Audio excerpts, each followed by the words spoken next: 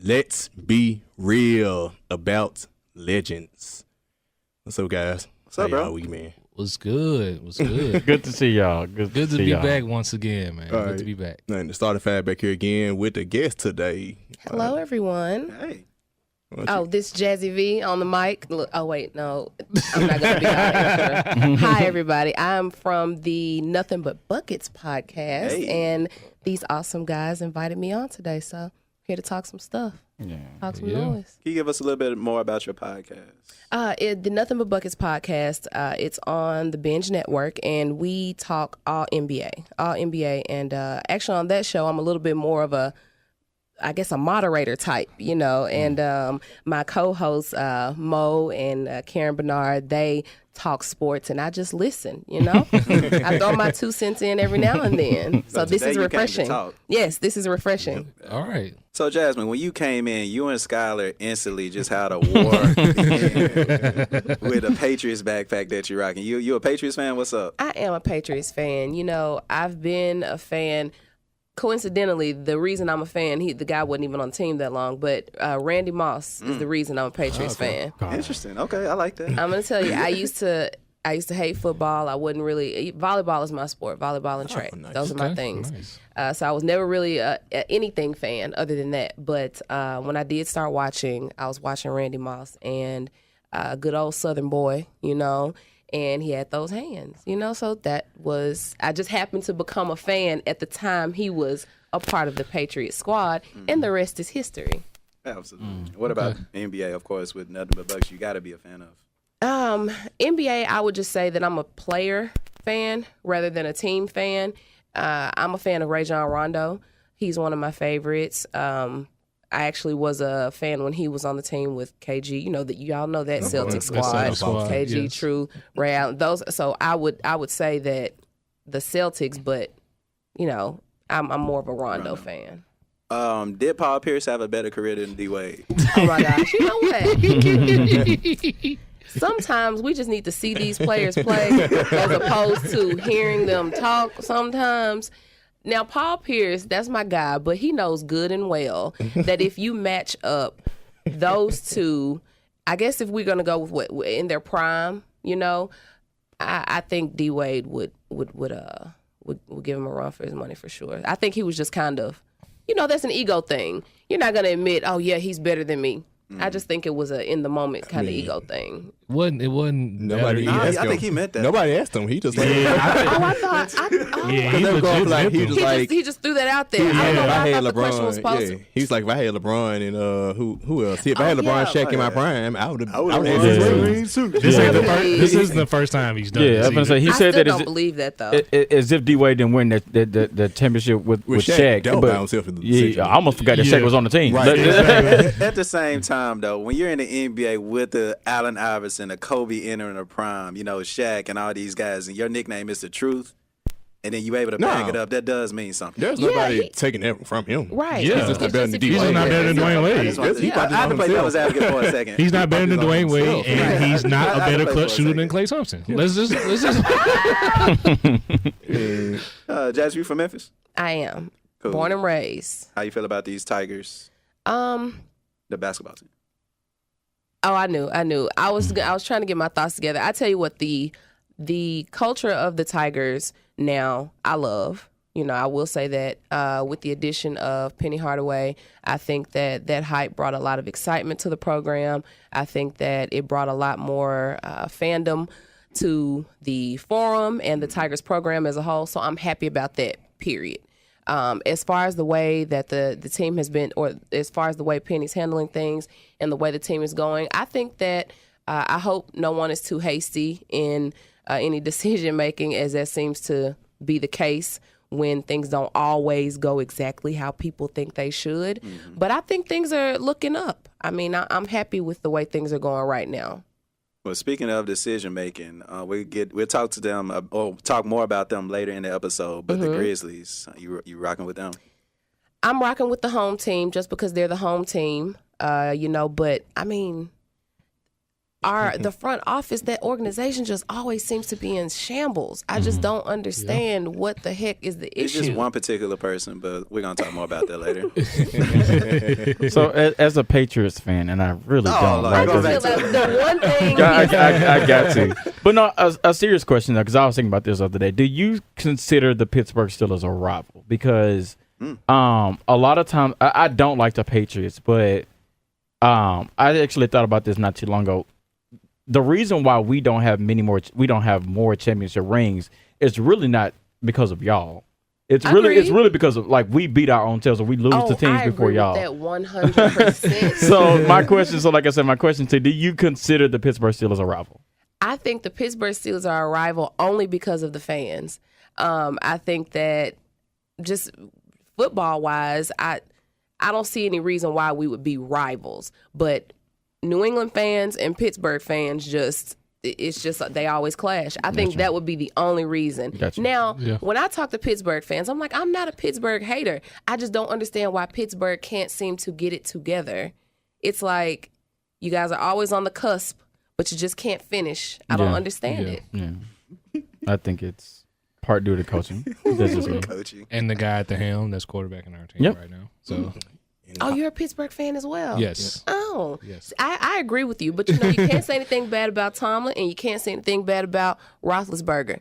For whatever reason, I don't know. Those are the ones that y'all just hang on to them like they're these prized possessions. I don't know. Speaking of gospel over there, yes, I totally agree with that one. Ooh, yes, she is. So as a host you said Nothing But Buckets, right? Mm-hmm. As a host, do you ever get annoyed with just hearing the conversations that the guys have, or, No, actually. And something, when Dominic asked me, shout out to Dominic Lawson. Absolutely. Shout out. Absolutely. He's something else with himself. That's all in a good way. I don't know how he does it. But I actually think it's interesting. When he asked me to be a host, when you're hosting, I guess you tend to take more of a, not backseat, but you're not throwing your opinion and your thoughts out there as much. I'm like, this is going to be very interesting because I'm not used to holding my tongue, but I will say that my two co-hosts, they do a great job of letting me throw things in there every now and then, but it's actually pretty cool because I like to watch them go at it, and I like to be the one to say, hey, relax. It's all right, you guys. It's all right. But no, I never get annoyed, and I think it's cool to have all those different perspectives. It's only 3 of us, and with it being 5 of us in here, I like that too. So, what's the most outlandish thing that you've heard on the Nothing But Buckets podcast? Outlandish. I got one. Outlandish. It was probably... we talked about, outlandish. I don't know, y'all. Everything's pretty, outlandish. I don't think there's anything too crazy, in my opinion. I don't know. Sharky, you said you had something. What do you think? I was thinking, Mo. What'd he say? He talking about Michael Jordan, his reasoning for why Michael Jordan is the greatest. Yeah. And see, I don't. Okay. That's very outlandish. See, okay. It wasn't too bad, but it was. If he came on our podcast, we'd be on him. And I think that'll be a great idea because Mo has a bunch of differing opinions from a lot of people. He's a LeBron fan, but he's more than welcome to come at his own risk. Yeah, that's all I'm gonna say. Yeah, we'll definitely. He definitely has some unpopular opinions, so that's why. I couldn't choose just one. He says at least something crazy at least once a show. So yeah. Okay. I had another question. I think I heard you mention that you're a coach. Yes. So, is it volleyball coaching? Volleyball, yes. So, what team is it, and how did you get into coaching? So, I coach for the Bartlett Panthers. That's where I graduated from. Shout out to Bartlett, and I've been coaching for about almost 10 years now. Oh wow! Yeah, it went by fast. I've been coaching for about 10 years now, and I actually used to coach for another local high school. Shout out to the Ridgeway Roadrunners, and my coach. What was that? Did I hear some? Oh. I just said, ooh. We just that's said, all ooh. I said. Memphis, we just know Memphis in the building. So we just know. No, you can take that as you want. Take that, ooh, how you please. So I was coaching for Ridgeway, and then my coach came and said, hey, what are you waiting on? Why aren't you over here with us? And so there I am. So I've been coaching at Bartlett now for about 5 years. Yeah. Why don't you get that plug in? That's why I asked that question. There you go. It's cool. So, with just like sports and media related, coaching and the podcast, are those the only things that you do? Yes, I started in radio, and I do blog a little bit. I blog a little bit, but actively, I guess you could say right now, it's just the podcasting and just online presence. I write a little bit every now and then, but that's about it. How long has the Nothing But Buckets podcast been around? It's only been maybe a month and some change. We have 3 shows out. Cool. So I guess the last question for me is, for somebody that's listening, thinking about starting a podcast, what advice would you give them? Just do it. Just do it. Amen. That's literally, I don't think there's any real organization and having a little bit of a format is there, but the key to doing anything is just to do it. You can think yourself out of stuff, and I think that that's most people's problem. Thinking about the what ifs, might need to do this. Don't think about it. Just do it. Like Nike. Absolutely. Yep. Nike, I need to get paid. We need to get paid for that plug. And also, Nothing But Buckets is under our podcast, our network, the Binge Podcast Network. Along with us, you go on thebinge.com. You will find both of our podcasts, Let's Be Real and Nothing But Buckets, along with various other podcasts to listen to. Yes, thank you guys again. Welcome. Nice. Remember, we are powered by the Binge Podcast Network. Shout out to iHeartMedia and 1019 Kiss FM. You can listen to us on any podcast platform. Follow us on Instagram and Twitter at LBR Sports 901 and join the Facebook group at the Let's Be Real group. We're going to start off talking about March Madness, the Final Four, happened this past week. Also the Women's Final Four. Then we jump to the NBA. A lot of news happened this week. We get to that when we get to it. The AAF league has died. We'll dive into that. And our famous troll or no. So we started now. Apparently. All right. So first up. All right. So as y'all know, Virginia won the national championship, defeating Texas Tech in overtime. I forgot to find the score, but what's the final score too? 63-61. 61. No, hold on. No, We're not sorry. 85-77. No. That is 85-77. Excuse me. That was Read these notes totally incorrect. I had the Final Four and I'm sorry, guys. You good. 85-77. It's all right. So yeah, Virginia won the national championship 85-77 against Texas Tech in overtime. They defeated Auburn in the final seconds in the game before that. And Texas Tech beat Michigan State. Auburn should have won that game. Man. I'm going to be honest with you. Auburn should have won that game. They should have won that game. Yeah, so Cost themselves the game, too. That's what I'm saying. Yeah, they cost themselves the game. I'm not right there. I'm not going to absolve them from that because we all know the number one thing you do with shooters, you never foul a jump shooter. Right. In any shape or form. And that one foul towards the end with that missed three-pointer cost them the game. Simple as that. Yeah, but then they had they were down by like 10 with 5 minutes to go. There you go. Come back. Yeah.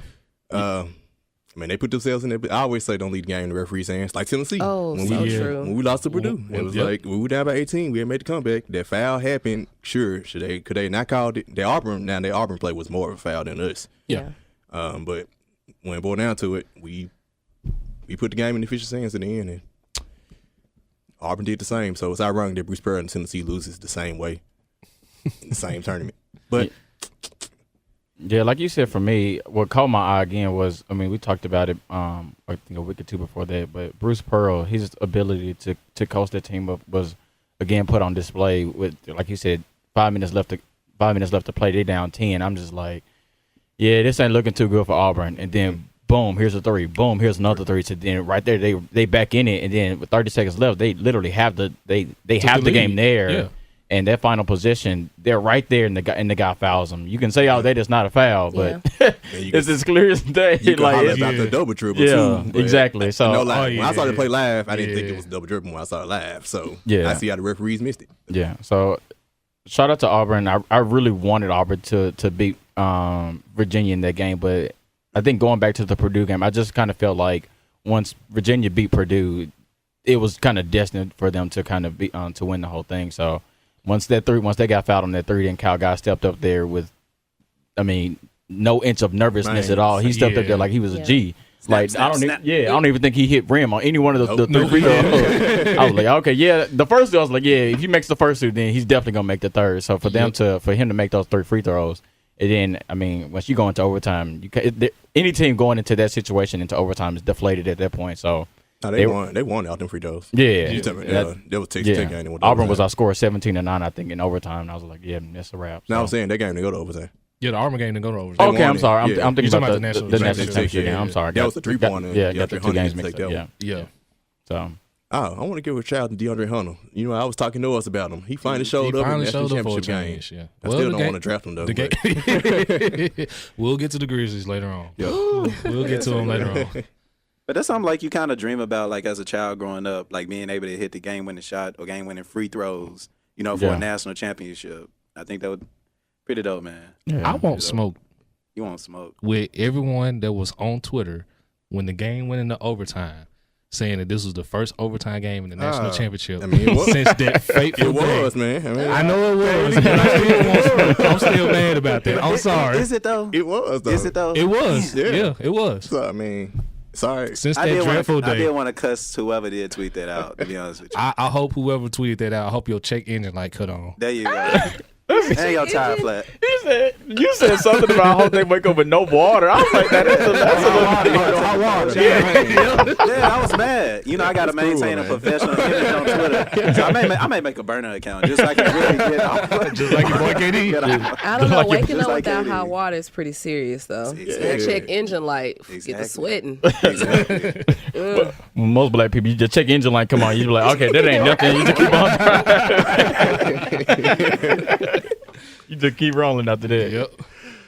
But anyway, Jasmine, you got anything to say? Well, I was just going to say shout out to Bruce Pearl as well. I mean, I see he also has cashed in on this, just signed a new deal, 5-year extension, I believe. So shout out to him being able to handle those guys under pressure like that. And just shout out to Auburn for such a huge historical moment. I wonder if we'll see them again next year. I don't know. So I'm curious. I'm curious to see. But that was it. That was pretty much my highlight. I have a couple of family members who attend Auburn, so you know have a little bit of an affinity towards them. So shout out to Auburn. Nice. Yeah. Do y'all think they could go back? Jared Harper left for the NBA, and Bryce Brown gone. I know he got some good recruits coming in, but. Final Four recruits, though. Yeah. You know? I don't know next year because, like I said, that backcourt was like possibly the best in college basketball, and it's gone. I think it's for me. I think who he gets to come in, but he has a really good system going. I think any good high school player will want to play in a system like that where you shoot a bunch of threes, you kind of running the gun out the whole time, and so. I think depending on what recruits he gets, and I think he's also linked to Trent and Wofford too. So I mean, it's a possibility. So we'll see. Only thing I say, what your face look like I say they'll hurt them next year is normally in college basketball you need veteran guards. And they won't have their veteran guards. Yeah, if they have somebody come in, they're gonna be young. So it's like you really need the veteran guards to lead you in college. How would Michigan State look next season? They got them projecting to be number 1 team. Yeah, a lot of their guys coming back. So, interesting. Yeah. Tom Izzo, Tom Izzo still there. Tom Izzo still there. He's still kicking. Yep.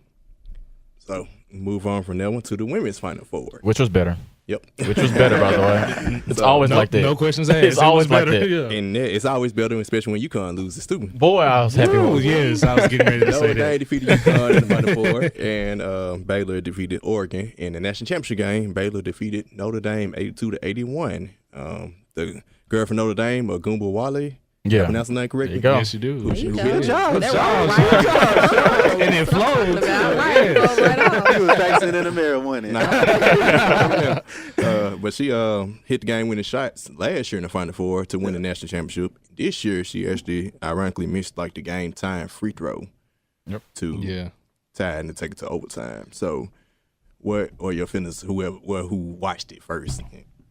I watched it. I've said for the past couple of years that the women's Final Four to me it's better than the men's Final Four. Because I think they have it's more teams that they can compete at the top level versus than you can with in the men's section. So For me, it's always been better. Like you said, when UConn loses, that's really what's making me going to watch the end. Yeah. But for me, I think the key moment in that game was, I'm not sure if y'all remember, I think the lady's name was Lauren Cox, I believe. Mm-hmm. She went down, and then once that injury happened, Notre Dame came back. Yeah, and I've always said you can you understand a player's true value in the game when they're in the game and when they're out the game. I think they were up 15, 20s. They were about like 15. Yeah, they were up big when she was in the game. She gets hurt. Then here comes Notre Dame, and Notre Dame couldn't miss. But I think for me, for Baylor to be able to withstand all that, to withstand their run, withstand Agumbawale again too, and still pull out the game was pretty good too. And then I think the girl's name who ended up winning most outstanding player was Chloe Jackson. She had some buckets for real. I think for me, she actually played better than Agumbawale. Down the stretch. Yeah, down the stretch, she was much better. Definitely. I think another reason to attest to your point about the women's Final Four being much better is how the rules with women's basketball are structured. Oh, yes. 4 quarters. Thank you so much. 4 quarters as opposed to 2 halves. And I think it's 10 minutes? Yes. Yeah. So it flows so much better. so much better than watching the guys. And then especially watching the guys, you can literally come from a TV timeout. They run 3 plays each, and then it's another timeout. So, let's get this money out. Yeah, exactly. We got these bills to pay. Yeah. I wonder what the what it is that why they don't run it the same way. You know, what is it about the men's that they have to do 2 halves as opposed to 4 quarters? Do they feel like the game goes faster? Or I think it was a trial and error thing. Yeah, from not but the mistaken. women just switched to 4 quarters 2 years ago. Yeah, I think it was 2 years ago. Okay. But I wish the men followed along when they did. Yeah, because I think, like I said, I think it was a trial and error thing. Because I think they've heard rumblings, not rumblings, but I think they've heard people kind of mention that before. Like the game kind of lags. It's just like, dang, like it's still the first half. We still got like 10 minutes left to go, but you don't. And you don't feel that way with the women's. And so I think what they tried to do was trying to see how it flowed for the women's, which I think anybody can say like it helps their game. Yeah. And so I think all they need to do is just kind of switch it over for the men's too. Yeah. I think they need to experiment that with the NIT. Yeah. Just like they did. They did experiment some this year. They experimented that, but they experimented the 3-point line. And they made it as long as the FIBA basketball line. So they experimented with that, and then he also said the fouls as well. I remember Scott say all the time, when they get to overtime, they don't reset those fouls. I never once you get at the free throw. If you was already in the bonus, once you get to overtime, you still in the double bonus. Yeah, you foul. Yeah. Because that's why Virginia hit like 14 free throws in overtime in that championship game. Yeah. I never understood how the team fouls don't reset. Like if you go into the bonus, if you're in the double bonus end of that game, you go into overtime. Like for me, like that's a whole different game, right? Yeah. That's a whole different 5 minutes. Like everything. The fouls from 7 to getting the bonus to like 3 to get in the bonus. Or like I think I'm not sure how the NBA works, but I think like you get 2 team fouls. I think 2, maybe 3. So I think that's what they should do. Just reset. Give every team 2 or 3 team fouls, and then go from there. Yeah. But to carry it, it's a game within the game, right? So to carry the fouls from the regular game into the overtime, I just think that's absolutely crazy. Yep. So move forward from March Madness. We can stop the music now. I do have a legit shout out this time though. Zion Williamson. Don't do that like that. Can we give a shout out to Zion Williamson? So when I'll player give him a of shout out. Player of the year? First one, since first freshman since first freshman. Anthony Davis. Anthony Davis. Yeah. He definitely gets a shout out for that. Yeah. I ain't gonna play that much. He about to cash out too. So I'm hearing $100 million for a potential shooting in many different ways. Yeah, he about to cash out. Make me want to go back to being 18. I wish I was being recruited like that when I was 18. Bust through a shoe. Exactly. Man. He got shoe companies at his feet, literally at his feet. Oh, good one, Skylar. Good one. I'll take that one. Salute to John Morant too, point guard. Yeah. Tennessee. Good transition going to the NBA because both of them will be the top 2 picks of this year's draft. That's true. It's Depending on who's drafted. Debatable. Yeah, depending on who's drafted. We know who's going number 1. We know who's one. They But Morant be 2. The Knicks and Zion. that's debatable. Like we say, let's go and get to this NBA. We ain't gonna talk about the draft quite yet. We'll start with Magic Johnson. Oh boy, why we gotta go there? Man. I always say have a seat. I guess he really is having a seat. He took a step down. He got out his own seat and politely put it up on the table and did. That's what he did. I'm not gonna be here. I'm not Get off my people, man. We have a Laker fan here. We're just gonna give him the floor. Just give him the floor. Floor is yours, man. That Magic Johnson stepping down was for me completely out of nowhere. Was not expecting that. I was a fan of Magic Johnson getting the job when he got it 2 years ago. He started out at the gate running. Like, he was able to get us from under the Timothy Mozgov deal, which was absolutely ridiculous. So he was able to get us from under that deal. We traded D'Angelo Russell at the time. Hold it though. Where's Timothy Mozgov here now? No, but he ain't getting played by the he ain't getting paid by the Lakers. I do not care. I do not care. So he came out the gate running. And he was able to do a pretty good job. He was able to get LeBron James over to the Lakers. So he was able to kind of reset the culture from where it was when it was previously under Jim Buss. Yes. Yep. So from when it was originally under him, who was just making mistakes left and right. And so this season, I don't think he handled his job well enough. I think we kind of talked about when the Anthony Davis trade did and did not happen, how I felt like when trades like that are going to happen, they kind of need to be kept under the rug. You don't need to constantly like keep putting those rumors out there, because then it gets people to talking. Most teams don't like to be in that particular situation, especially small market teams. So I think in that particular situation, he didn't handle that correctly. I think him and LeBron James didn't handle that situation correctly. But at the end of the day, I kind of knew he was going to be able to turn this situation around. I feel like at the end of the day, we were going to be able to get a second star, and him just stepping down out of nowhere. And I really think it's not him stepping down that has me feeling a certain type of way, but it's him doing it out of nowhere and him not telling his boss, right? Yeah. I just think I never understood how you can go about doing that. I mean, I guess I understand where he was coming from when he was saying, well, the reason Jeannie Buss doesn't know is because I feel like we would have cried about it and I would have felt guilty about being in the role. But at the end of the day, at the end of the day, like, you tell the person that employs you, you tell the person who you pretty much, I won't say beg for the job, but you kind of asked for this job. You tell her, hey, I'm not feeling this particular situation. Y'all like family. Y'all like family. I mean, he's been knowing her since he was a Laker. And so I think it's kind of, I won't say it's a stab in the back, but I definitely think she felt some type of way when he stepped down. So, but this situation here, it hurts, but I think we'll still be okay. I'll say that. So I piggyback off for recurring guest Savage, what he said about the situation. He was saying he thinks y'all will be better off due to that happening. I actually agree with him.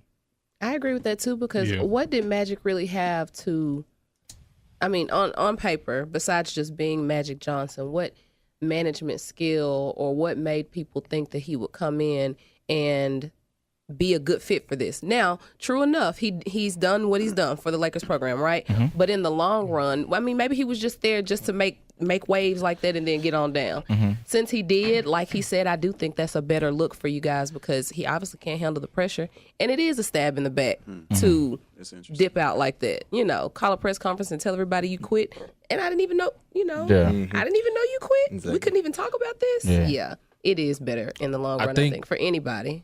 Oh, sorry. No, you're good. I think one of the reasons were people expecting for Magic to do what he was expected to do with the Lakers is because of what he did with the Dodgers. As folks don't know that Magic Johnson is also a partial owner of the Dodgers, and he built them to basically a World Series team. They were just in the World Series back-to-back years. Back-to-back years. Mm-hmm. So people in Los Angeles was probably thinking, once he stepped in with the Lakers, they was thinking that same success that he was able to instill with fixing up the Dodgers would have translated over to the Lakers. Mm-hmm. And of course, obviously, it didn't happen that way. So. Yeah, I think it's a mixture of that. Sorry, I think it's a mixture of that, and I think it's also what led LeBron James to come to the Lakers. I think it's a polarizing figure, that somebody I can trust, somebody I know who's been in this situation, somebody who's played for the Lakers. I think it was also a trust factor too. So I think that's what attracted LeBron to the Lakers, and I think if he would have stayed as VP of basketball operations, I think is what could have led more free agents to come to the Lakers. Before I give my 2 cents, I want y'all to give a grade for Magic Johnson for what he's done since he was vice president for the Lakers. Just a grade. For me, I would give him. You know, it's an A minus, B plus. You know, we can do it like that. I would say, I'm really stuck between a C plus and a B minus. Interesting. I'm somewhere in between there. I'd say a B minus. What really hurts him getting a higher grade is D'Angelo Russell, and seeing what he's doing now in the playoffs. I understand they kind of had no choice but to trade him at the time because of the whole snitching thing, the whole Swaggy P situation. But seeing what he's doing now, and he brought in LeBron, but you brought in an older LeBron. So yeah, I give him B minus. Trevor, for those exact same reasons, I wouldn't go B minus. I'll go C plus. Jasmine.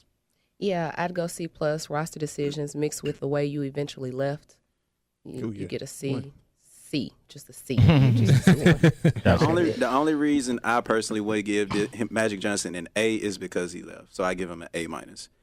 The way I look at it is, what was Magic Johnson's goal to do for the Lakers? One, you came to reset the culture for the Lakers. You were in the media every single day, you know, even when you didn't have LeBron. And then once it got time to get LeBron James, which was the biggest superstar, it is the biggest superstar in the NBA, you got him. The only reason you didn't get Anthony Davis is not because of you not trading everybody off your team, because that's what he offered. Everybody off his team. It's because of other owners and general managers.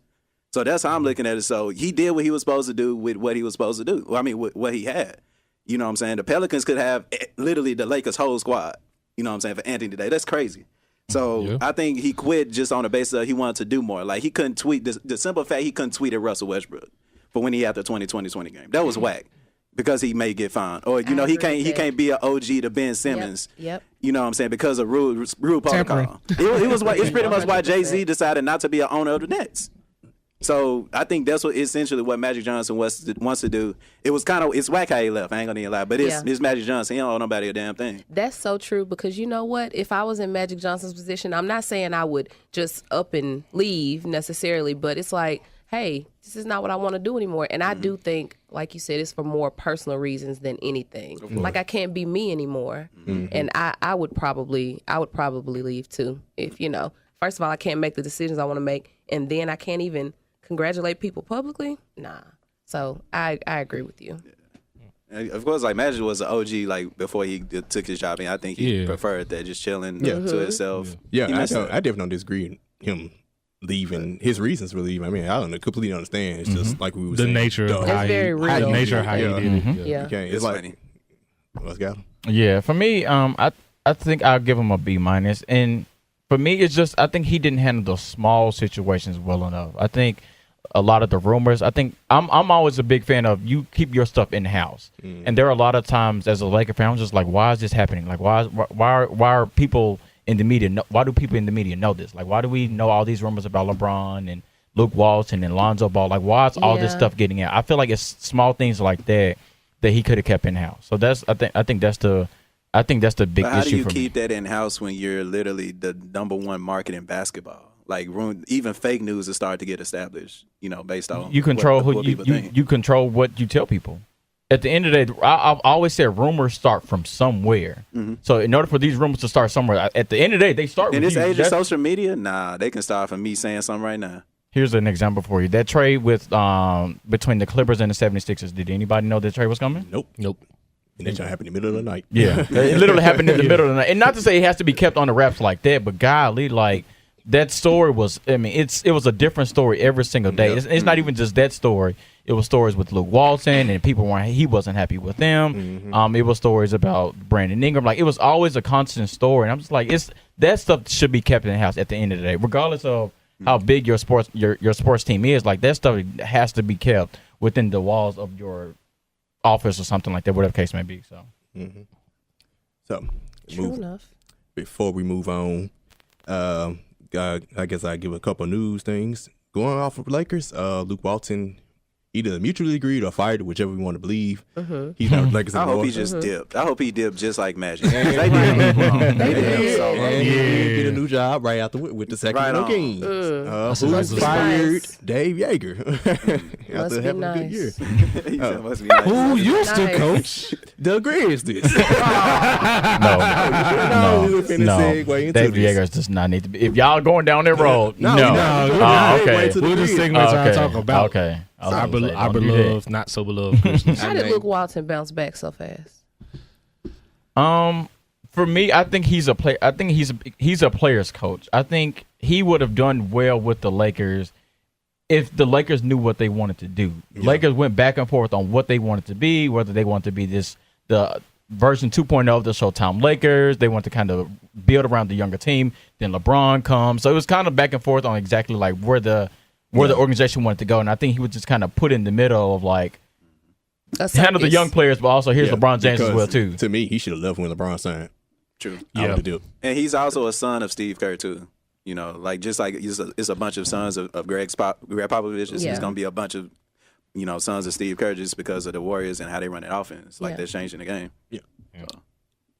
Before we move on to Grizzlies right quick, I'm not sure Mark Jackson wants to coach again? Because he's not the Jersey. He probably don't want nothing to do with the NBA, but he's just getting that check, I think he would. Yeah. I think for me, if you listen to him like he does the commentary for some of the games, you can just tell he's plugged in. Yeah. Like he really understands the game. And I think if he gets one more shot, I think that's all that he would need. I just think nobody wants to call him. Why is Ty Lue and Monty Williams getting interviews over him? Ty Lue's getting a job. We know about Monty Williams. Let me take away Tyrone. Because I think a lot of teams maybe feel as if he deserves a second chance, and I think a lot of teams probably feel a little, I won't say guilty, but I guess they kind of feel sorry for him in this. What happened with him and his wife. So I think that's kind of the reason why. And he's a pretty good assistant. Yeah. He's a good assistant. I mean, he's a good coach, but I mean, for the Lakers though. For the Lakers. Yeah. For the Lakers, no. I think Monty Williams would work if it's like the Grizzlies, maybe. Yeah. If it's a small market team, but I think for you to be a head coach of a team like the Lakers or the Knicks, you got to have a certain persona with you, and I don't think Ty Lue or Monty Williams has that. I think Mark Jackson would be that guy. So I'm sorry to interrupt. Is Mark Jackson, and forgive me for not knowing, but is Mark Jackson actually getting interviewed? Is he actually, or is this just talking? He had an interview with the Knicks last year, I think. Yeah. But outside of that, don't really hear his name pop up. No. Yeah. So this is kind of just talk, like putting it in the atmosphere, and maybe the Lakers will catch on. And it's for me, it's a personal preference. That's who I want. I want for the team that I think that we're going to have. I think I took this a couple weeks ago. Like, I want somebody to tell LeBron, no, you're wrong in this situation. And I really believe Mark Jackson would do that. I really do, because Mark Jackson's old school. He played in the 90s. Like, he kind of knows like how to talk to people. And I literally think like he could tell LeBron James, no, like this isn't work, or how you're going about this situation isn't the best way to do it. And not too many coaches will have the guts to do that. Yep. How long has it been since LeBron has been told no? Never. I don't know. maybe we're now that Eric Spoelstra, maybe Pat Riley. Maybe. There you go. Yeah, Pat Riley. Yeah, there you go. Okay. I was just wondering because I'm like, I don't know how probable that is nowadays. LeBron is probably going through the list like, oh, yeah, give him an interview. Yeah, okay, you can throw him in there too. But we're really going to choose him. Yeah, every guy that's getting an interview has some ties to LeBron James. Every single one of them. So this is team now. Every team. It's his league, honestly. This is the Yeah. Speaking of coaches, though, the Grizzlies now need a coach.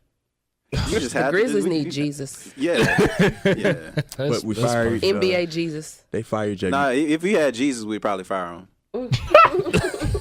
Yeah, because that is true. That is true. That is true. So, fired JB Bickerstaff. Then hashtag fire Chris Wallace did not come true. The one guy the one person we needed to fire. Hashtag reassign Chris Wallace. He's reassigned. An in-house firing. Right. To a scout. Of all places as a scout. So what I'm hearing is he has 1 year left on his deal and they just let him finish it out. Fire the man. As a scout. You gonna fire JB Bickerstaff, but you gonna resign Chris Wallace, man. Come on. Do y'all know, like, that's been my biggest thing about Chris Wallace is the lack of scouting.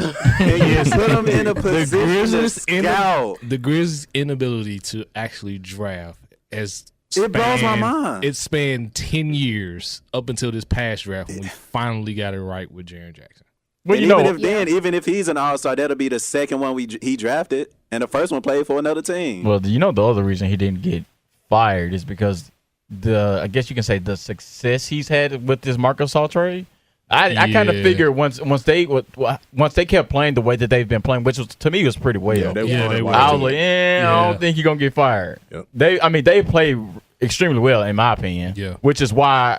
Especially with all they had left, because a lot of guys were out with injuries and things. Which is why I do not understand why JB Bickerstaff was fired. You will not be able to convince me of. I understand his record, like record-wise, it hasn't been that well. But I think for the situation that he was put in, with injuries left and right, players coming in and out, he was not deserving of a fire. If anything, he deserves one more year. It's like what I said, he should never been hired. And they been probably wanting to fire him, but same situation that happened, and it was like, we may not be able to fire him. But the whole problem, same thing as how the Lakers and Magic Johnson handled their situation. The Grizzlies probably did what most fans did what we wanted to happen, but they didn't do. How you let Chris Wallace and Jay Bickerstaff come out and do the exit interviews and do all the interviews, then fire them out.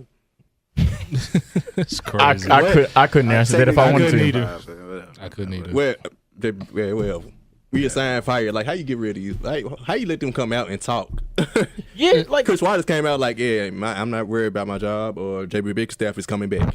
I think that is so messy. Like, how do you sit in a room and say, okay, we will send these players and coaches out, and we will have them speak upon their job. Them possibly being back with the franchise, and then 3 hours later you let them go. Like, how do you gotta change your mind. How do you collectively say like that's an okay idea? Mike Conley tweeted no words. He know the BS. He needs to ask for a trade. Mike, get out of Memphis, please. And you know what else? Why else he needs to get out of Memphis? Because he should have been on an All-Star team. I understand he's in the West. I've seen Kyle Lowry make 5 All-Star teams and score 0 points in a playoff game. Oh, no, he had a point, all right. He had a tennis point for a no call, no show. Good one. That was as far as I know, Mike Conley is an All-Star. Get this, he ain't even an All-Star team. Talk ever. Get a point for no call, no show. And speaking to what you said about Mike Conley being an all-star, he'll probably never get that. He'll never get that real recognition being out here. Unfortunately, hometown team. But Mike Conley, if you really want to get some shine, you're gonna have to leave. We need to trade him to the East. He needs to go to some Eastern Conference trade to the Indiana Pacers. Is it really that? Does he really necessarily have to be in the Eastern Conference? Would it be? Yes. I'm saying. Could it be a team in the West? Could it be like a team with the Spurs? Could it be like a team with the Lakers where he gets more shine? It would, but I think a team with more shine. I just think it would, but you still got Steph, James Harden, Russ, Dame. And it's not from a talent standpoint. It's just from a market standpoint too. Yeah. Like Russell Westbrook, Stephen Curry, James Harden. You go to the East, you going Dame Lillard, John Wall out. You going to get Kyle Lowry? Like he's making it. Kyle Lowry. I see that. If Kyle Lowry making it, he's making it over here. Yeah, I see that. If they swap. Mike Conley's the all-star. Yeah, I know. I get that, but I'm just saying, if you put him hypothetically, if you put him on the Lakers and as much TV time, he might make time as the Lakers get, I think that's part of the reason why he doesn't get the votes. He doesn't get the recognition that he deserves is because he's in Memphis. And how many? Maybe on a single hand, the Grizzlies get how many TV national televised games? Not one. They get a couple on NBA TV. That's the MLK. Exactly. So I'm saying, I think as much as if you send him to the East, he'll get more recognition. I think if you put him on the team like the Lakers or somebody with because even the Spurs, we even them win and they don't get it. Yeah, that's true. They barely get an All-Star in. So even the Jazz, it's like they gonna choose one person off their team. It's gonna be Dunny. Yeah, and I just think he's like a true professional in this situation because any other basketball player, 9 times out of 10, would have blown up or demanded a trade quickly. Along with the he's kind of smart. He's kind of hinted at he wants a chance, but he ain't just put out saying trade. There needs to be no more hints. There needs to be you need trade to come out and say, I want to be traded. And I think the reason why he's being continued to be put in this situation is because he hadn't said anything either. Yep. Because a lot of times, at the end of the day, because think about it, he don't get foul calls and stuff because he don't argue with the refs. yeah, exactly. You get what you ask for. Closed mouths don't get fed. And That's if you on something like, all right, I ain't really feeling this situation, the best thing for you to do is to ask for a trade. Mm-hmm. That's the only way it's gonna happen. Yeah, he's been playing his thing pretty passive. It's quite obvious that he's a nice guy. You know? He has that nice guy thing going on. So no words need to turn into some words. Yeah. It'll happen draft night. You think so? A deal get done. I hope so. His draft stock is, if you saw him, his draft stock is, I mean, his trade stock is went up. Is up. Really? Yeah. So it's kind of a blessing that the Grizzlies did keep him. In the second half of the season, he showed in the up-tempo offense what he truly can do. I don't know. I'm kind of scared. Not scared. I'm a little Chris scared. Wallace is not making the trade. Yeah, but then also, I mean, but then this guy, and I don't want to knock the guy because I don't know him and he's new to his role. But from what I hear, he has no basketball experience whatsoever. Oh, Zach, which one? Zach Claiborne? Yeah, from what I heard, he was like business people like Jason. I know for a fact Jason Wexler he was the person in the business operation. Yeah, so like it's for me, it's just like I think I heard he was like he used to be a real estate agent. I mean, what? Yeah, like that. I guess from what I heard, he used to be a real estate agent. Shots for the Grizzlies. But money talks, my brother. Money talks, my brother. Money. So it's just like, I mean, we'll pray. His stock can rise, but I mean, we'll see how it works. We gonna get the right deal, right? You see what little experience got Magic Johnson, Rob Pelinka. So, and y'all still got Rob Pelinka. You still got Rob Pelinka. I feel so bad for Jaren Jackson. For real. Yeah. Like, you know, I'm he's stuck here serious. He's stuck here and he got so much potential. He do. Yep. And this is why players will not release their medical records to the Grizzlies. Exactly. Because of situations like this. We can only hope. Pray and hope. We might be stuck with number 8 draft pick. We'll be praying on draft night that we jump in the top 4 or fall to number 9 and convey it. Hashtag convey the pick. But going from the Grizzlies, the playoffs have started. It's a couple of upsets in game 1 yesterday. But overall, who do y'all think would be upset in the first round? The Nuggets. I agree. I will say the Nuggets. The Nuggets are a really well put together team, but Spurs, though. There you go. I'm done. Like doubting Greg Popovich. Like I'm done at this particular moment. Like you shouldn't do that at all, bro. Well, I mean, we did that to start the season. How many of us put the Spurs in the playoffs?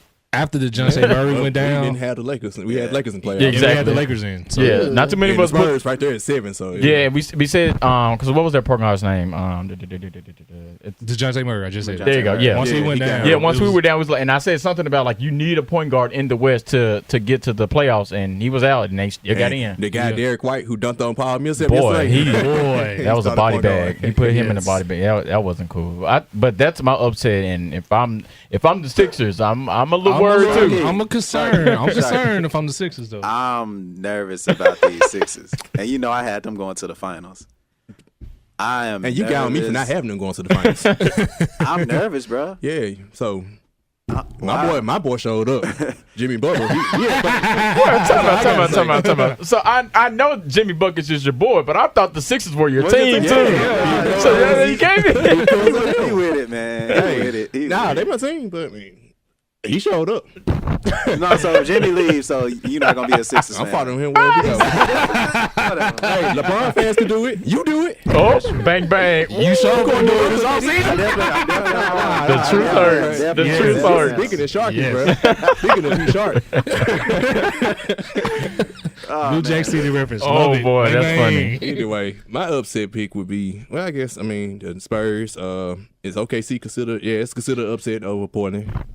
And in the East, I am a little worried about Philly, but I still think we'll pull it out. I don't believe Tobias Harris, JJ Redick, and Ben Simmons will all play that bad. Well, three more times. 3 more times, sure. Yeah. But now New Jersey, the Nets are rolling. They are. They've been rolling Brooklyn since like they straight up look like the better the Magic team. like better team too. I still believe. And you know what's gonna be the Toronto X factor? win. Is the coaching. Yep. Brett Brown. What did I say? I told you that. He said that for You a got while. mad at me for saying they're not gonna make the finals. I said Brett Brown gonna be the reason they'll make it. And I give it to you. I give it to you. You got it. Because he pissed me off in that game. I'm gonna lie. Like, and honestly, I think Embiid shouldn't play. Yeah, that was number one. Not saying they better without him. Oh But no, I get what you're saying. He literally waited to the last. They didn't know he was playing to like 7 minutes before opening tip. Yeah. Right. And then you barely use him when he do play. So it's like then he was taking all them threes instead of. Yeah, but I think at the end of the day, you gonna need him. No, we gonna need him. I'm saying that particular game. Oh, okay. He should not like. You don't go to the very last minute like that. It threw everybody off. I think the offense would have flowed a lot better if Embiid for that didn't game play. specifically because you went down to the last minute without. Jimmy may have put up 40, 50. Jim may put up 40, 50 that game if Joel didn't play. Possibly.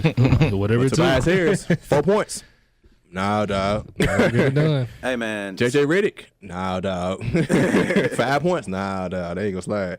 Ben Simmons, get at least a 15-footer mid-range jump or something.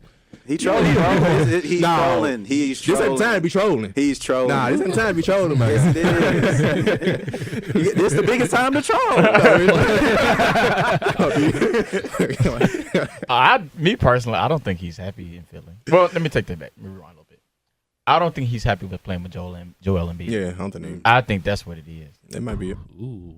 So look out for that one. Process. Because if they lose this series, Simmons might be interrupted. It might be a trade. Why do you think that? Because one, I think because he has LeBron James in his ear. Okay. I think that's part of it. I mean, that could turn anybody. Yeah, I'm not sure. That's literally all I have. I just think because he has LeBron James in his ear, he's being managed by the Clutch Sports. Clutch Sports moves in a totally different way than a lot of other management companies. I just feel like he somehow, somewhere gets out of that position. I'll say that. Not to say I know where he's going. Not to say I think he's going to demand a trade. I just think the man is not happy. I saw the same thing in the first game. I think, just personally, like Ben Simmons is kind of like a cocky player too. He is. So he's like, Joel, we supposed to run the offense through him or Jimmy, whatever. Nah, this my team. Not me. Yeah. So that may be he may be getting that Kobe. He gonna get his wish, and we gonna see. He getting his Kobe on. He getting his Kobe on. Right? Oh, he's about to. I'm sorry, he's about to get his Kobe on. But We'll see. Can we salute DJ Augustine? Shout out Your DJ twin. Augustine. Your twin. Dude made me so proud. I called it soon as it happened. I was like, oh, Mark backed up. Oh, that's good. God, And dude made me so proud just as a Texas fan. Man. Shout out to DJ. Shout out DJ Augustine. With that series, I need to see what happens in game 2. Because Orlando's similar to Brooklyn. They've been playing probably. They've been one of the best defensive team in the league, since the All-Star break. They had the Yeah. best record. They're tied with I think Milwaukee for the best record in the Eastern Conference since the All-Star break, since January. Yeah. So I'm interested to see what's going to happen in game 2. Because Toronto, from the looks of it, did everything they can to win the game. Like towards the end, they basically gave the ball to Kawhi and said, "Take us there." They went shot for shot. Eventually ended up with the tie game. And, of course, the DJ Augustine 3, which eventually won it for him. So I'm interested to see what's going to happen in game 2. Hopefully, Kyle Lowry doesn't do another no-call, no-show and get his second attendance point. Like, you didn't have any points against DJ Augustine, dude. Like, he wasn't the – I ain't going to lie. DJ's not the most defensive, but he ain't a scrub, so – Come on, Kyle. I think he just had a game. I don't know that we can take. No, you think? No, every year in the playoffs. Now with Kyle Lowry.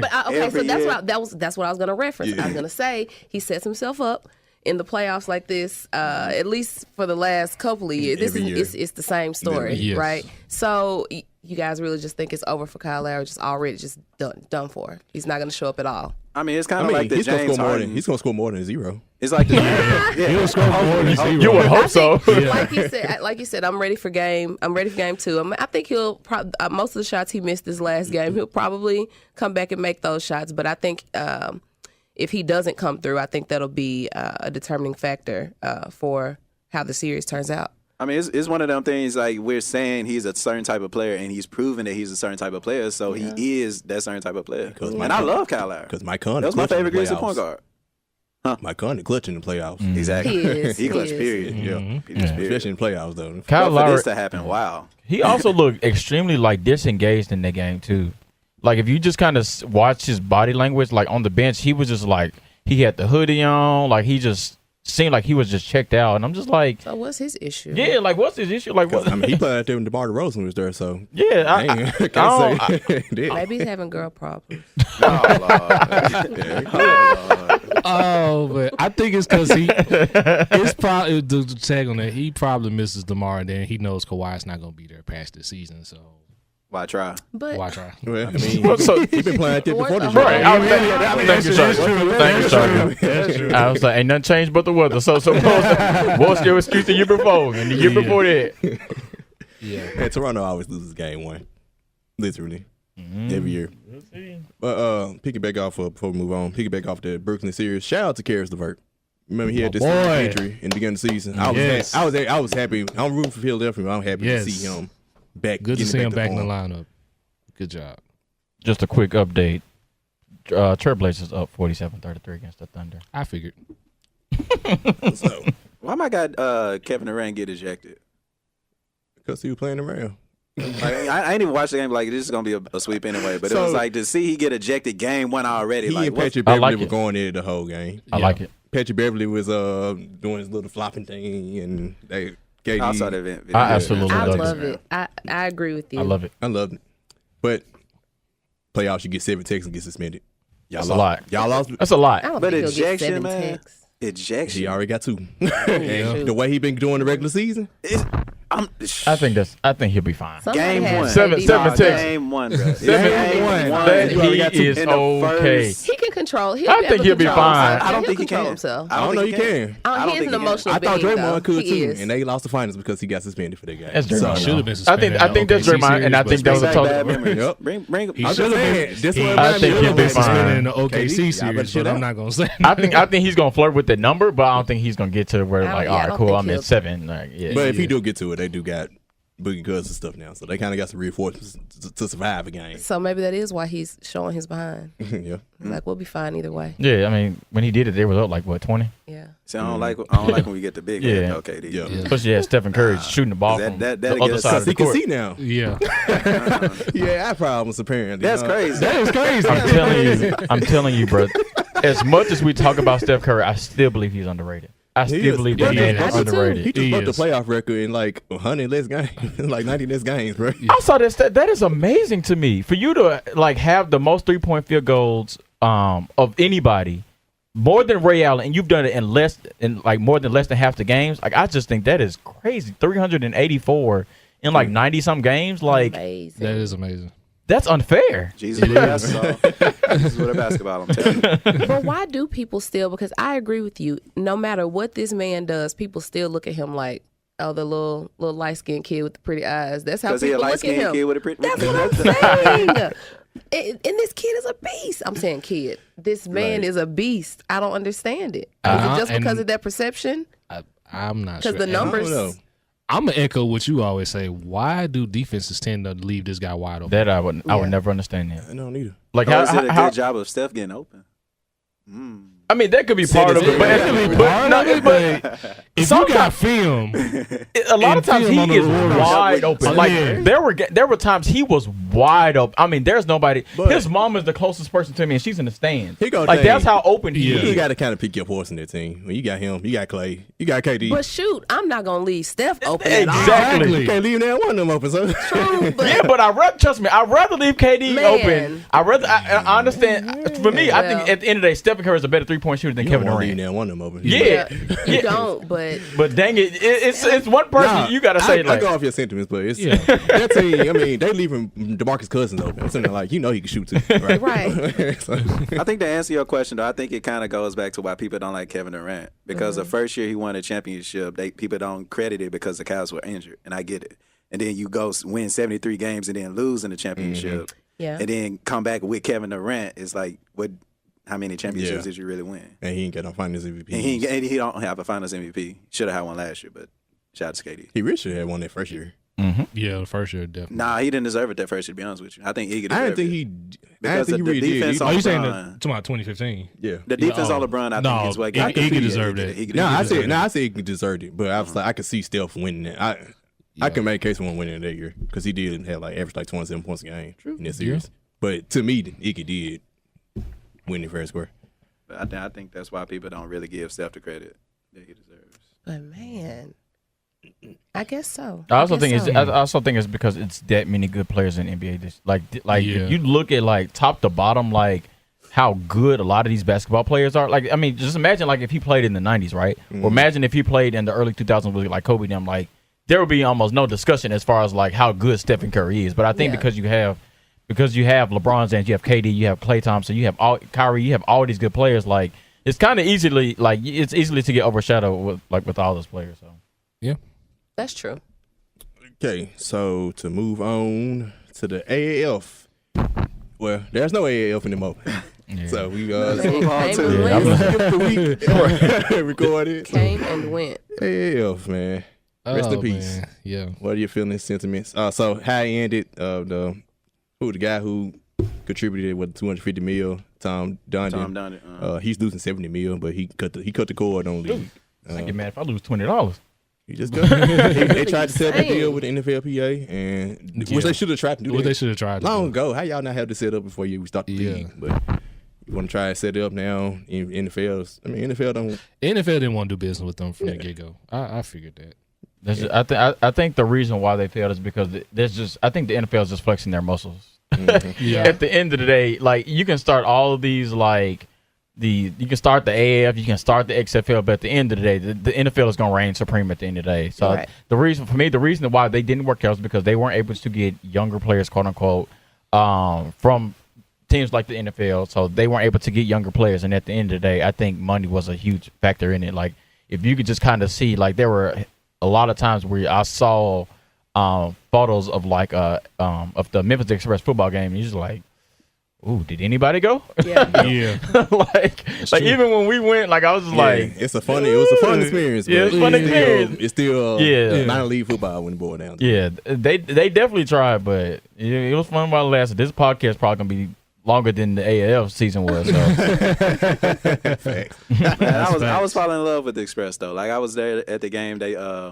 The last game, and it was in the rain, and we were just having fun, just chilling. You know what makes it this even sadder? Like we had just got Johnny Manziel. Yeah, got Johnny Manziel, and we were looking to possibly see potentially maybe a comeback tour for him, which would have started here possibly. So here's the thing with the AAF. I did talk to someone, and they said that technically, the AAF is not done. What happened was that Tom came out and said that we're going to just stop all operations, but he didn't have complete ownership. He didn't even have 51% ownership. Yeah. But what that happened was once you make an announcement like that, there's no way to come back from for financial reasons for the AAF. So that's why I think to me that's why it ended is because terrible ownership.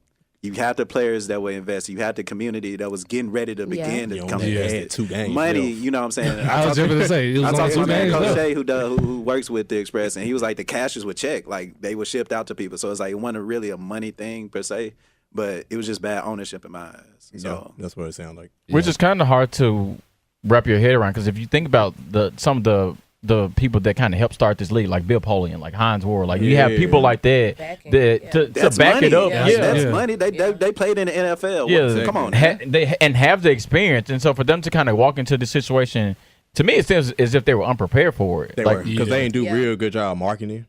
For it. Like I said, the NFL, they really what they actually did different from what other minor leagues failed at. They didn't challenge the NFL. The other minor leagues like XFL and USXFL, which is why Donald Trump hates the NFL. They tried to take the NFL out. Yeah. AAF came in saying we want to be like the minor league system to them. Right. But they didn't They didn't prepare themselves. Yeah, they didn't prepare for it. They just like position themselves. They tried to start the league, then okay, now let's try and do it. Like, nah, y'all should have tried to have something in place before y'all started. Is that a bad idea, though? Them trying to be kind of a lower level NFL kind of like a G League of the NFL, something like that. It can work. Yeah. It can work at the end. I think, like I said, you gotta strategize better. They didn't do a good job. The ownership. You gotta have the right minds. I think the AAF showed really like football is really America's sport still. I agree with that. Yeah. So if you're able to market it better, maybe you wait and play, for like the summer. So when you have like a real summer, ain't nobody watching too much sports anyway. People fiending for football. Why not take advantage of that? They started like right after the Super Bowl. Then you have March Madness coming. You got March Madness playoffs. The ratings still were good for TV ratings, but it's still. It's something for people to do and get into it. And I think I'm not sure what other markets did, but the Express market was incredible. The way that they were trying to get people to come to the games. Like to have a silent DJ Yeah. For people at the game, like that was just turning itself. Like, So hopefully somebody took notes. Before we move on from this one, Mrs. Schuyler, we have some time left for you to talk about AB and JuJu. Here we go. You suggested it. That's how I can make time for you. So here you go. I really thought you were gonna let me. I thought you said enough for me to talk about Tiger Woods. But Yeah, we gotta talk about my dad. I'll give him a small shout out at the end. Yeah, okay. Yeah. I was a huge fan of Antonio Brown for the longest. I was a fan of how he kind of came up from Central Michigan. Came from Central Michigan. He was a very low round pick and kind of worked his butt out to be the player that he was. I respected him. I respected his game. I definitely respected his work ethic. But this situation in which he's attempting to go back and forth with JuJu Smith-Schuster, I just think it's absolutely messy. I come from a place where I've learned that karma is somebody you don't want to play with. Mm-hmm. I'll say that. And so how he's gone about this situation as far as like calling out JuJu for winning team MVP for last year and saying that he doesn't deserve it and he kind of fumbled the season away. Yeah. You don't kick a man when he's down. Like you don't say that about somebody. And I think that's messy. Someone that looked up to you too. Yeah, exactly. Somebody looked up to you, Yeah, and which goes to my next point, where the DM in which you posted a screenshot of JuJu trying to say like, "Hey, I'm just wide receiver from Southern Cal. I just kind of want to be like you. I kind of want to model my game after you." And you post that what were you trying to get? Yeah, what were you trying to accomplish? Because it's like you actually helped him. Exactly. It showed even more how JuJu was. Yeah, and so people were telling me like after the situation, and I heard it from people that report for the Steelers, how AB's kind of ruined the locker room. He's saying different things to certain different players. He's kind of off to himself, which I never got that because I always thought at the end of the day, which I still think at the end of the day, this situation with him getting traded is because of Ben Roethlisberger, who still to this day has not said anything. But now to kind of see this situation, it's just like, dude, like you don't move that type of way. And I just, like I said, karma is somebody you don't want to play with. Father Time is undefeated, and so is karma. That's all I'll say about that. Shout out to Le'Veon Bell for posting his DM with him and James Conner. Yeah. Yeah, so I at the end of the day, like I wish him the best in Oakland, but karma is somebody you don't want to play with. He's already there. He's in Oakland. So that's karma in itself. Yeah, so now that I've kind of calmed down about the situation, that's all I have to say about it. But when I saw all this stuff, I was like, dude, like that ain't cool for real. Like you don't do a player like that. Yep. Yeah. So before we move on to trolling off. Shout out to Tiger Woods. Shout out to Tiger Woods, my boy. It's been a long time coming. What up, Pops? Tiger Woods. Shout out to my Pops, man. Out here doing great things still. Man, I'm telling you, Time he bro. won. It was 2008. It was the last time he won a major championship. Yes. Yeah, but I'm extremely excited for it. Y'all know me. I'm a big golf fan, and so to see Tiger Woods come back from the injuries, to come back from the situation with the car accident, to see him win this tournament, which is a tournament he's won 5 times now. Mm-hmm. Yeah, it's like the biggest. Yeah, it's one of the biggest tournaments of the golf year. I had to shed a little tear for him because to see somebody go through what he went through, to see him go from where he was to kind of be knocked down back to earth, and then for him to kind of come back, like I said, after the car accident, after the injuries with the back, the injuries with his knee, he got arrested. So I'm extremely excited for him. He proved me wrong because I know I've talked to Savage about it a couple of times, and I was like, I don't think he's gonna be able to come back from it, but he's now come back, and this is the Tiger Woods of old. Like this is not me saying like he's back. He's won once or twice here and there, but for me to say that he's back, he had to win a major. He had to win a major. Not even just that, but Tiger, if you know Tiger of old, people were scared of Tiger Woods. People would like, and they still are. Yeah, like when you played with Tiger Woods in the final round of a major championship, or not even just a major championship, or of a golf tournament, you played with him. You played extremely worse than he did, and he went into today's tournament 2 shots behind the lead, and he ends up beating the guy that was in the lead by like 2 or 3 shots, like, and the guy put the ball in the water twice. Like he went into the second 9, like still down 2 strokes. That's what now has Tiger Woods back. So I'm excited. I'm on cloud 9 right now. the best sports news I've gotten in some time because my Steelers suck, my Lakers suck, the Grizzlies don't know what the heck they doing. So to see this, like, it's a feel good moment. It's a feel good moment. Yeah. Yep. So what's going on with our famous troll or nah? Let's do it. I gotta think of one. Well, I guess I'll go first. Mine isn't too bad, but we've talked about Russell Westbrook. We've talked about Paul George. I'll say this. I don't think Billy Donovan is the right coach for the Oklahoma City Thunder. I think that team, as great as Russell Westbrook is, as some people say, he's still good, but I think he's numbers chasing. I'll say that. I think Russell Westbrook is as great as a talent is, as hard as it is to average a triple-double in the past 2 or 3 seasons. That's hard to do. Not anybody can just do that. 3 seasons in a row. Yeah, but I still think he's numbers chasing. If he was that good, he wouldn't consistently be knocked out the first round, or there were times he missed the playoffs. But I also think that's part on Billy Donovan. So I believe Billy Donovan will be the next coach to be fired. Troll or no? That's a no. That's not a troll. Why do you say that? I believe this series here this is it. will be the series that determine just if Billy Donovan is the right guy with the job. Mm-hmm. I honestly was one of the ones that came out and said he should have been fired last year. Nope. Because of the team that we actually had. For us to go out as early as we did against Utah, which we were favored, just kind of said something. So I believe that this series here would definitely say a lot about Billy Donovan. So if some chance that the Thunder are bounced out by the Trailblazers, I think Billy Donovan is fired. I honestly said UCLA should have kept their head coaching vacancy open until the Thunder to wait on Billy Donovan. Exactly. That story is a mess within itself. So let's say this. Let's say he beats the Trailblazers. Y'all go to the next round. I think he stays. He stays. I still think he gets fired. I'm wanting to say Troll stays, specifically because if they do beat the Trailblazers, then my biggest thing was he hadn't been fired yet. Like, whenever we see what kind of player Russell Westbrook is, just jacks with every kind of shot, there's no system to playing with that. The best point guard that they've had, like we've discussed, is Derek Fisher. And he was here, 6-7 years ago? That's an issue. So he should have been gone long ago, but to your answer, it's a troll for me because he should have been fired. So he'll still be back next season.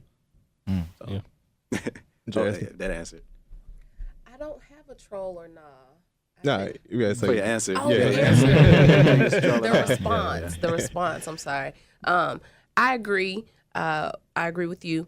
I think that he's been given this many opportunities. So what'll be the difference in the outcome this year? I just go with track records, and I don't think they've made a change since. So unless a better option or something else shakes up, I don't see him leaving either. I think what kind of plays into the whole thing of keeping Billy Donovan around is we haven't really dropped off. Like, we've consistently have made the playoffs, and we weren't even projected to be there since losing KD. Okay, that makes sense. So I think that's probably one of the reasons where if he were to stay, that's one of the things that's keeping him around. Gotcha. But they lose in the first round again.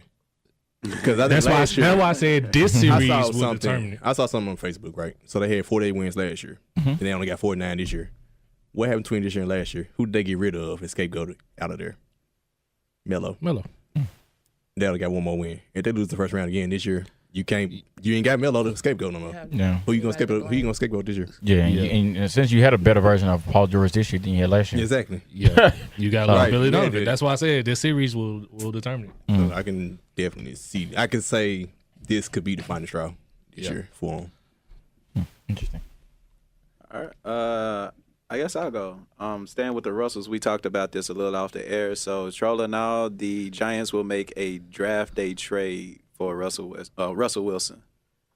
Trolling now. I would. Well, the troll, they better. Troll because I don't think they'll do it. Interesting. Why not? Yeah. Because it's the Giants. This is Giants. Yeah, Dave got him. Yeah. I did have I don't troll just I didn't think about what I was going to say. I think not only because it's the Giants, because I think the asking price for a player like Russell Wilson, I don't think many teams would do. Now, I'm gonna say now. Why play with a quarterback that's unhappy? Huh? Why have a quarterback who's unhappy? Because Sierra loves you in New York. Exactly. So then what the wifey wants is what the wifey gonna get. No, I'm saying. I know you saying the Giants. I'm saying the Giants. I think as an organization, I'm saying the Seahawks will say, okay, cool. We'll see what we can get for Russell Wilson. And I would ask for the world for Russell Wilson. I'll be honestly, and I don't think many teams would do that. Teams are very reluctant to come off a first round pick for anybody. Team GMs will say they want to be, and I think I've heard Colin Cowherd say this before. They want to say, I drafted this guy, and this guy has now become this, which is why they don't come off for first round picks. And for me, Russell Wilson's worth multiple first round picks. Back on that, we've never seen a franchise quarterback of Russell Wilson's caliber on a trade block before. Potentially to get traded. Ooh. So this is a game changer this year. Yeah. Who knows what's going to come about? I think that'll be pushed hard for, and as trivial as it sounds, I think it will be pushed so hard for because of the personal reasons, because of Sierra wanting to leave. It sounds so trivial, but I really believe that plays a major part a lot of the times in some decisions. You know what I'm saying? Some decisions. Right. It's for the family. So I think that's a possibility. I think it's a strong possibility. So if it's an issue with the Giants, what about the Jets? Because they do have a quarterback on a rookie contract, though. Because they got Sam Darnold, and now they want to build Sam Darnold a little. Let them learn from the game, from a Super Bowl winning, should have been 2-time winning. Ain't no learning from him. But still, there's something you can learn from him. You know? No, I'm saying they traded Sam Darnold in that trade. Is what I'm saying. You did that trade Sam Darnold? Oh no, you have to. You have to. Ain't no. You don't keep and a number 3 pick. Because that may be good. Is that good enough for Russell? You're not keeping Sam Darnold. Yes. Is that good enough for Russell? The number 3 pick and Sam Darnold? Yes. Yeah. I think so. But it ain't doing it. The Jets ain't doing it. So who knows? Who knows? If they do that, that would be. Who knows? That's scary. That would be scary. I ain't gonna lie to you. Yeah, that would be scary to have Russell Westbrook and then Le'Veon Bell in the backfield. That's scary. Ooh, that in the atmosphere. I like that. You know what? I think I'd rather switch to the Jets, to be honest. You did. We need them to listen to this podcast. I know the Jets. Watch out for the Jets. They ain't about that life. That's not a crazy idea either. Oh, you think it's a little too risky? No. I just know how GMs think. They're not gonna do that. No. I think the Jets are one of those teams that are willing to overpay for Russell Wilson. The Giants aren't, but I think the Jets are desperate to get that quarterback. So they can, because they're not a bad team. They're not, honestly. Right. But you get Le'Veon Bell too. But do the Jets now have money? Huh? Now you got to see if the Jets have money. It's New York. They always got money. No. Yeah, the Jets have money, but there's a salary cap involved mixed as well with it too. So you just spent a lot of money on Le'Veon Bell. They spent money on defense already. That's true. So then now you gotta, and then of course he's gonna want a new deal. You ain't just trading for him in his current contract. Yeah. I mean, you'll find, like I'll just say, you'll find a way to get Russell. It's just like we said about the Memphis Tigers. We're gonna talk about them in the future episode. Getting the scholarships available for recruits. You're gonna find a way. Yeah, exactly. Find a way, man. Hey, my guy in town got Yeah. Let's see. I do have another one. Trolling now since Derrick Rose, which Sharky, shout out to you for bringing up the documentary. Hey. If you haven't seen it, stadium.com, I will send it out. Follow me on Twitter at the1D8. Retweet that again because I will be watching that tonight. That touched me in a different kind of way. I hope that didn't sound strange, but anyway. It didn't sound strange. So trolling now, I think it's time for Derrick Rose to get with a coach that can better maximize his talents and what's left of him. And y'all know the best coach that can do that is Greg Pop. So trolling now, he'll be with the Spurs next season. I love that one. I would love to see it. I would love to see it. Y'all know I love me some Greg Pop. That's not the troll, but I agree. Hey, you see the Spurs doing it though. Yeah, their point guard for the future still got a question mark. He does, but it's still the Spurs though. Still Spurs. Because Derrick Rose still stays hurt because he missed like the last month of the season. Yeah, so he still. I don't think it's happening. I mean, he didn't have to play the last month of the season to be real too. They were still trying to win. They know they weren't going to. They did, but they weren't doing that. But they got the heart to win. No, going to Jimmy Butler. As you see what happened. Yeah. I could see him. I could see them making a move, but he probably wouldn't start. I don't think he wouldn't have to. Yeah, I mean that's good. I'm saying I could see Yeah. them doing that type of role as a 6-man type. He getting paid $2 million this season. You know. Or you say Tro? because they have Patty Mills. Greg Popovich loves Patty Mills. So You can play both of them. Yeah. but then you also have Dejounte Murray too. So now you're talking about Murray. three Don't say guards. Dejounte Murray would start. Those two come out the bench. You can. You can figure You something out. can, but I know what if you mean. this was Just any, get a if this smile. was any other coach, I'd be like, okay, yeah. But it's Greg Popovich, and I just think he loves Patty Mills. Why do you think Patty Mills ain't went nowhere? Yeah. That's true. Patty Mills ain't went nowhere, and they really love He always Dejounte. end up wide open. There you go. If they now against the Grizzlies, always leave wide open. That's a whole Every different time. story. And then also, before you go, Greg Popovich wants somebody that can move the ball, right? So if you think about it, He's getting better at moving the he ball. he's got a getting bunch of- better at it. But He got a bunch of selfish players on his team now. That's Marcus true. Aldridge and DeMar DeRozan. So he's getting used to players who don't pass the ball. Yeah. Rudy Gay. Rudy Gay. He got those players now, so he's getting used to it now. I see where you're trying to go. I don't see it happening. Now, I would love to be wrong. I would love to see Hell, him let's play see for it. somebody like Greg Popovich, but I Yeah. don't know if that's gonna happen. Go back to the Bulls. Oh, that. Hey, it got him. Yeah, be nice homecoming. Yeah, why not? Just what sticks out of my head is how you said what's left of him. So, I mean, just we go all and know go that. We take all it know back. it's facts. It's facts. Man. It is. Just ouch. What's left of him. But yeah, he should just go on back home and live out the rest of his basketball days in Chicago. at least at home. Yeah, at least at home, because I don't think the pop thing will happen either. It'll be cool, but I don't think it'll happen. So he should just go back to Chicago. I like that too. Yeah. Y'all go watch that documentary though. If you shed a tear, just retweet it.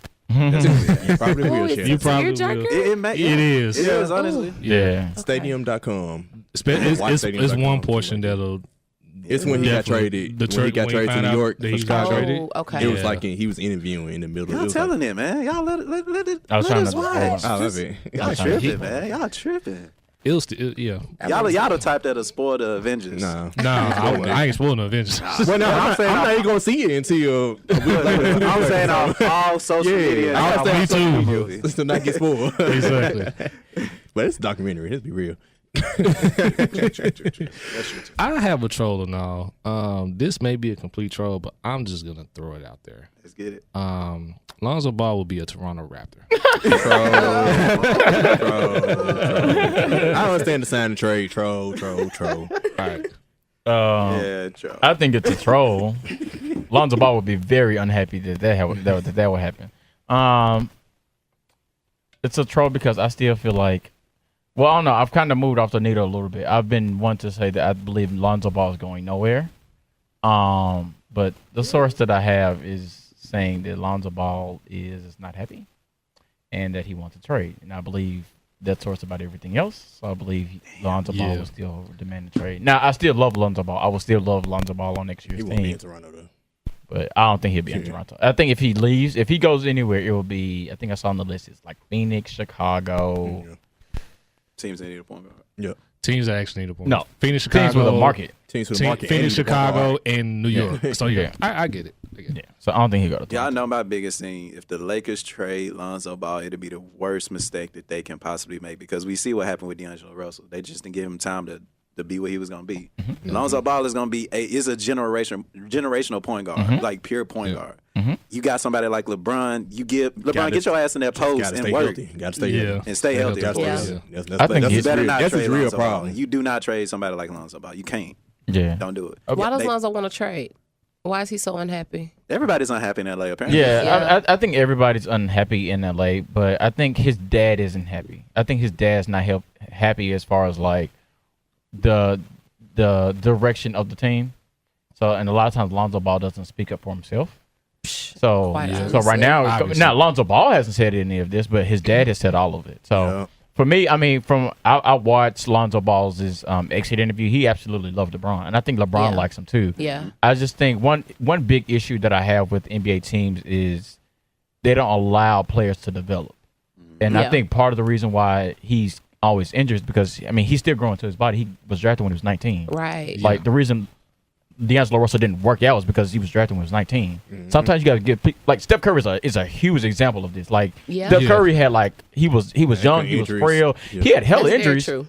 But I mean, you see Steph Curry now. I mean, he still has the injuries, but it's not nearly to the level in which he used to be. Yeah. So sometimes you just got to let the players develop. And I think because it's LA, they don't want to. They don't microwave society. It takes longer for point guards to develop anyway, especially in the NBA. You do got to learn a system. You can't expect him to, do 1 year in college, 1 year in high school. Not 1 year in high school. And then you compare it to like another point guard like De'Aaron Fox. Exactly. What he does. Yeah. Like God, some people just develop quicker. I agree. And they're different players. And I think if you talk to any athlete, the older you get and the more developed you become, you're smarter when you've been in the game 4, 5, 6 years when they're ready to throw you away. That's when you're the smartest. So if you're ready to throw a player away at the age of 19, 20 because he had go right ahead. Because he's going to go somewhere else and he's going to thrive. Yeah. So because the game will slow down just like that for his play. Like y'all call him the best defensive player on the team. Yeah. I mean, even this year, like he had the game figured out. Like he understood like where I needed to be. He shot better. He shot better. Like he did. Come on now. Yeah, I mean his coming. I mean he the game against y'all, we blew y'all out. Like no, we didn't blow y'all out, but we beat the Thunder, and like that was the game he got hurt. But up until then, like he was balling. Like the team was, we were a 4 seed before everybody got hurt. Like people were not understanding. Even after LeBron got hurt, we were still winning because Lonzo Ball was still on the team. Lonzo Ball was still moving the ball. And it's just like, I don't want to see him go because I understand how good he is. Like, I mean, he might not shoot the ball well, but defensively, like, he is an issue. Like, he is a problem. He's Jason Kidd 2.0. Yeah. That's crazy. So I guess the tide turned after he got injured because beforehand he was surging, everything was fine, and then so suddenly now he's unhappy. And or his dad's unhappy. In my opinion, he is literally the most important person on their team. Yeah. More than LeBron is, in my opinion. That when Lonzo Ball got hurt, trying to get people to cut you out. That is totally fine with me. I have facts to prove it. But the team was fine until Lonzo Ball.